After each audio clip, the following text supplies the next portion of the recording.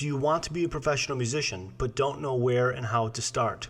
Do you really want a successful career in music, but your fear of failure is holding you back? Are you unsure about what to do if your plan doesn't work? Most aspiring musicians receive a lot of advice from friends and family about the best approach to take with building their music career. Among the many things suggested is the idea of having a backup plan. Many people give advice about the need to have something to fall back on in case the music career doesn't work out, or to have a plan B. Typically, musicians are encouraged to go to school and get a degree in something they can easily find a job in and do music on the side in their free time. If and when you reach the point where your music career begins to develop, you are probably advised to work less in your day job and focus more on the music until you can leave the day job and make the music career work for you.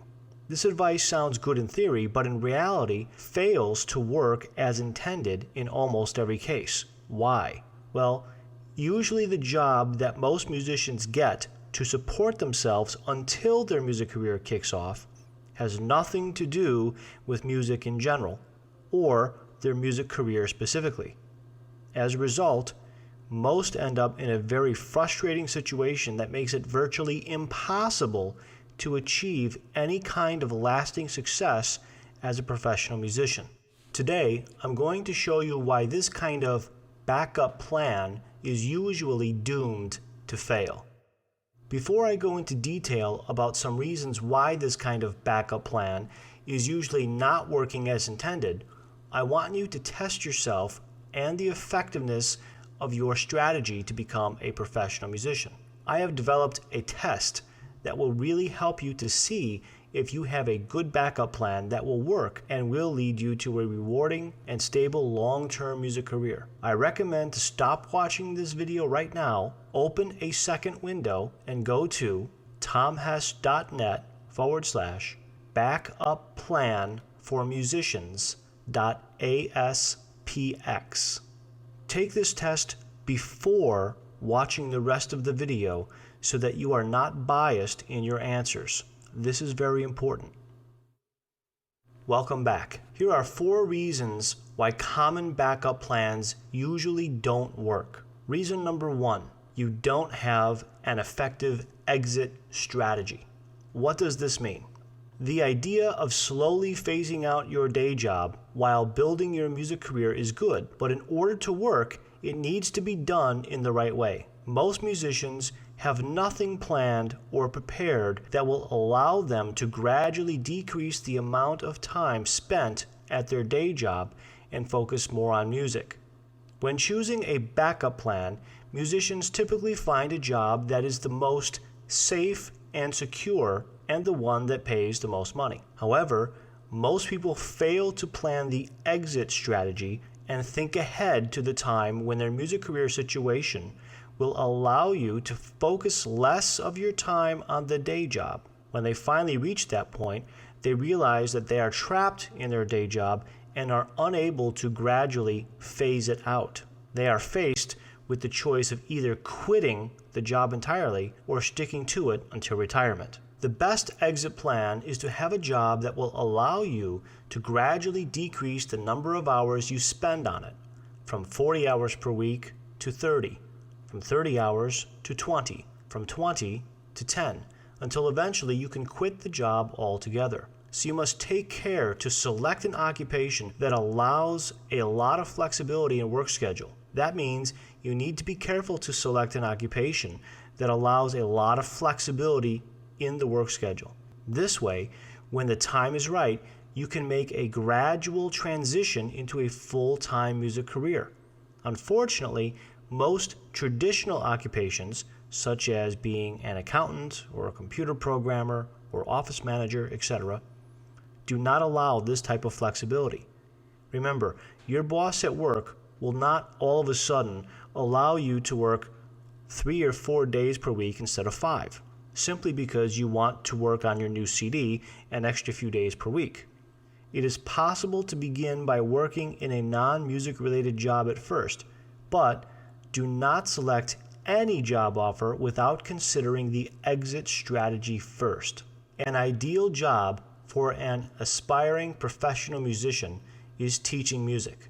Not only can you make very good money doing it, but you are in complete control over how many hours you choose to work. Not everyone may desire to teach full-time for the rest of their life, and that is fine.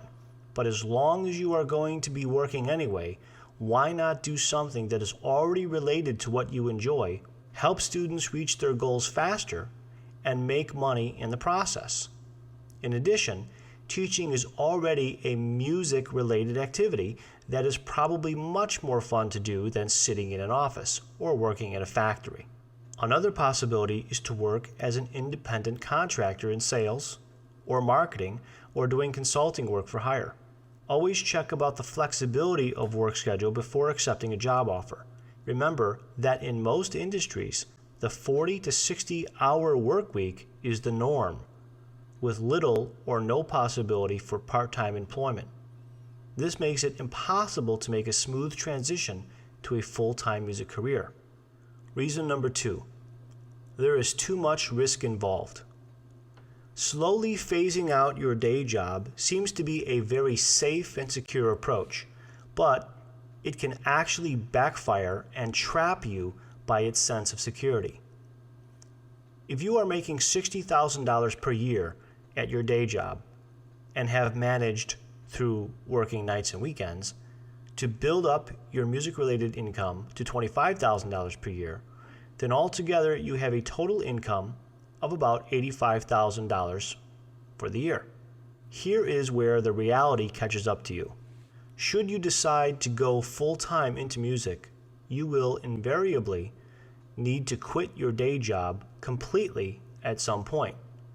Until you can recover and build your music career to a higher and higher levels, you will be making $60,000 less per year than before. This kind of risk is uncomfortable to think about for most people, especially those who get married, have kids, and/or have significant expenses, and keep them trapped at their day jobs for their whole lives. Reason number 3, you are often not able to take advantage of opportunities. What if you put extraordinary effort on nights and weekends into recording a great sounding CD with your band? Spend a lot of time promoting it in hopes of getting signed by a record company and go on tour. And then you really get the opportunity to do a 10-week tour in another country in the world. It is very probable that you would not get paid a lot of money while on a first tour. But as a whole, this kind of tour is exactly the kind of breakthrough you may have been searching for. So what are you going to do? Are you going to turn down a huge opportunity to advance your music career? Or are you going to agree to take a huge pay cut by quitting your day job to do the tour? I think you can agree that neither of these options sounds entirely appealing. Wouldn't it be great to do the tour and not worry about how you are going to feed yourself and your family while you are gone? Reason number 4, there is not much quality time and energy to get anything done. This may seem like a more subtle issue, but it is actually very important. If your most productive hours in the day are spent on the least productive activities, then reaching your goals will take much longer than it needs to. Think about it. If you wake up at 6 a.m., get to work by 8 or 9 a.m., and spend 8 to 10 hours there, and then another 1 or 2 hours commuting back home, by the time you are ready to begin working on your music career, you are already tired. This is also not taking into account the time taken up by other things in life that you have to attend to. It will take a truly extraordinary effort to get anything worthwhile accomplished during the time on nights and weekends to build multiple streams of music-related income that will enable you to quit your non-music related job without putting yourself and your family in financial struggle. Now that you see why this kind of backup plan isn't as good as it seems to be, you may ask yourself what you should do instead.